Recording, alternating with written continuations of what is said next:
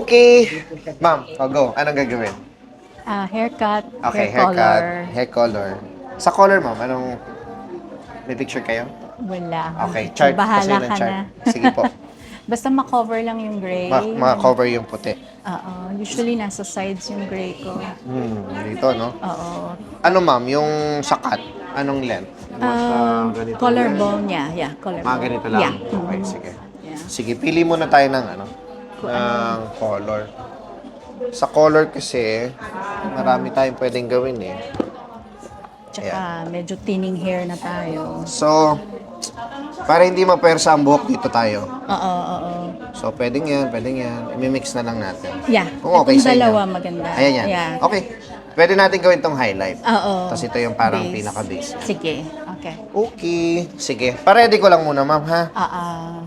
Tsaka yung haircut, yung medyo thinning hair na kasi. So, kailangan Masyadong- medyo full. Correct.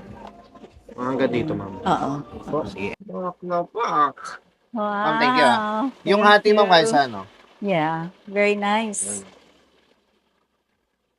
I love the color. Thank you. Nagkaroon ng body yung hair ko. Correct. Yeah. Ano? And perfect lang yung length. Hmm. Yeah. Nice. Lagyan mo lang ng fora, ma'am, ha? Yes. Tama lang. Tsaka yung dami ng highlight, tama lang. Yeah. Masyadong... Ayos. Hindi Rampa naman mo, siya- ma'am. Thank you. Salamat. Thank you, Miguel. Okay na po.